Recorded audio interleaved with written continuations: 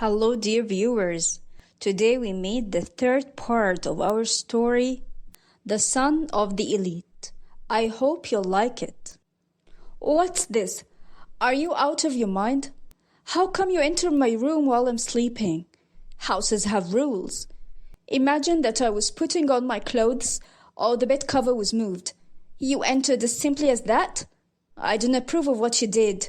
Apologize. Anas was shocked by her reaction and told her, I was making a surprise for you. I thought it would appeal to you. Why are you like that? Not even a thank you? Okay, I apologize. I promise you it won't happen again. Excuse me. He left and went away. Then Ines thought she had every right, and that he invaded her privacy and entered her room. Yes, that should never happen. Ever. What he did was wrong. That is why she said, it is over. He did something wrong and he should be punished.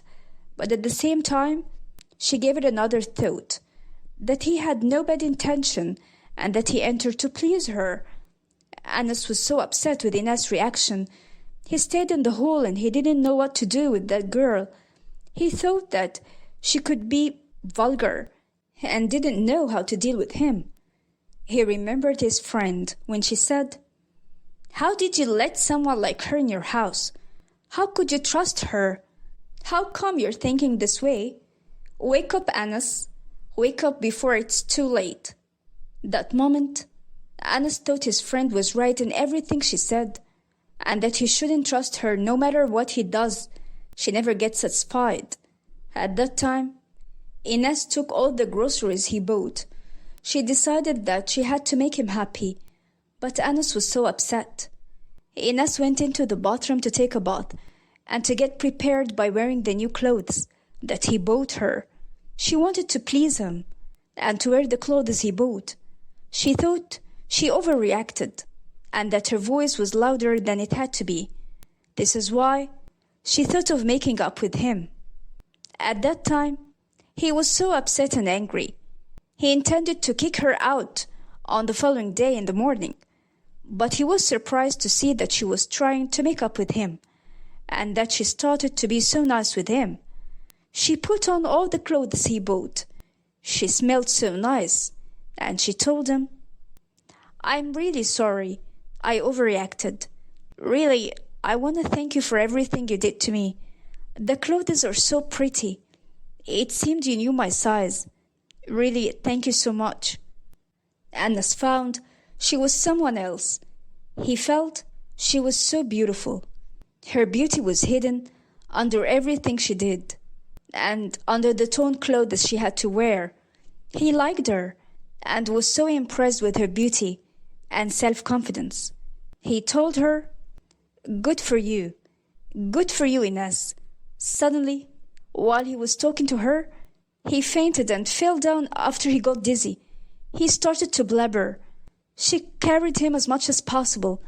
She tried to put him in bed. She stood not knowing what happened to him suddenly. Is that possible? He was so well. He has just been speaking to her. What happened to him all of a sudden? She couldn't believe that he was tired. She was so worried and didn't know what to do. When she felt that he started to come to his senses, she approached him and said, Hey, Anas, you gave me quite a shock. This is bad. Next thing in the morning, we need to go to the doctor to check you up, to get reassured. Maybe it is something simple or just exhaustion from work. But you shouldn't go to work these days. Don't you see how your skin has become so pale? Don't worry about me. This is being repeated once in a while. I'm used to that. She entered her room, and she was so upset that he didn't care about his health, and that he didn't appreciate how much he meant to her.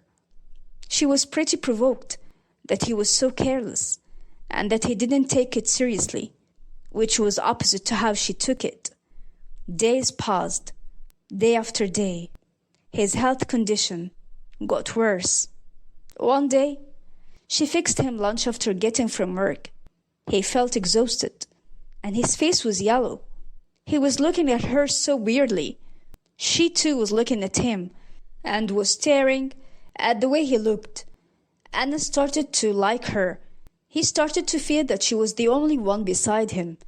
In the hard conditions he went through, he had a lot of pressure. She cut his thoughts and said, "What's up? Are you okay?" "Yeah, I'm okay. But I need you to stay by my side. I don't want to stay alone." "But this can't be. I can't eat with you at the same table." "Why, Ines? Why can't this be? Sit beside me. Come give me company while I'm eating." And Ines obeyed him. She sat and ate by his side. After eating, she made some tea, and she talked to him. She asked him, "You know everything about me, but I know nothing about you. I want to know what's the matter with you. I'm worried about your health, and you don't want to listen to me and go have a checkup.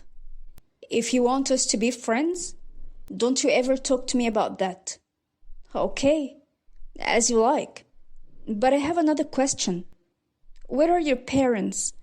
I never saw them, and you never spoke about them." "My parents died. They had a rare disease, both of them, as they were relatives, and they died. May they rest in peace. You were lonely in life, just like me. But I have siblings. I have nobody. I am, as you said, lonely in life, and God blessed me by having you." "Me? What do I have to do with that? I'm just a servant. Just a servant, sir. I do whatever is asked of me." "But you are something else, Ines. I feel that I'm not alone when you're here. You give me company. You warm up the whole house, especially in those hard times when I feel so lonely." At that time, Anas was so serious. It wasn't himself, as he always kid around. Anas did the blood tests. He knew that he had the same rare disease of his parents too. He didn't want to talk about that with Ines, so as not to get upset. Ines was going crazy. She wanted to know what disease he contracted, why he fainted once in a while, why his health became poorer. Days passed. Both of them became close friends. He started to tell her everything. She also told him about anything that annoyed her. Anas thought that he had to teach her how to read and write. She had to be literate to be able to live in that time. After a while, she learned how to read and write. She was clever and smart. When it was the time when she got her first salary, she took the money from him and said, "Now what is right should be right. I should give back the money of all the clothes that you brought me in order to feel that I worked hard to earn this money." He looked at her and thought, "All around me want my money, except this poor girl." He told her, "Look, all these clothes are a present from me to you. Next time, you can give me the same present." "Okay, I agree." With time, both of them became attached to each other. She started to feel that she loved him so much, especially he always took her and her siblings out. He made them feel that they lacked nothing. He always cared about the young before the elder. Her siblings also felt so comfortable around him. They all started to love him. They started to feel he was responsible for them. He felt he enjoyed every second with them. He felt his life had a meaning, which was different from what was before. At first, Anas was lonely. He had nobody. Ines was also lonely and had no one in this life. But now, each one of them found one another. But they never spoke about their feelings. They loved each other secretly without any one of them telling the other about each one's feelings. Ines started to feel that her siblings were very happy. That's why her psychological condition was stable. She was not nervous as before. She was able to watch her tongue. She became calmer and delicate. Anas realized that change. He changed too. But Anas changed for the worse. He used to kid and laugh. But now he became so serious and he rarely laughed. One day she asked him, "Why have you become that serious? Why don't you kid us before?" Nothing. I'm just under pressure at work. I have some problems that affect me. But don't worry. I don't want to see you upset or worried. If you need anything, tell me at once." Then suddenly, he fainted. This was the fourth time in a row. She was so upset for him. She tried to carry him and put him in bed. Ina started to feel that something was wrong, and his condition became serious. Much fainting was surely something bad. It must be serious. He opened his eyes. He sighed and told her, "Are you still sitting beside me? Every once in a while you'll make me scared. Do you like this? We need to go check up, please." She made some tea. She came back to talk to him quietly because he was so persistent that he wouldn't go check up.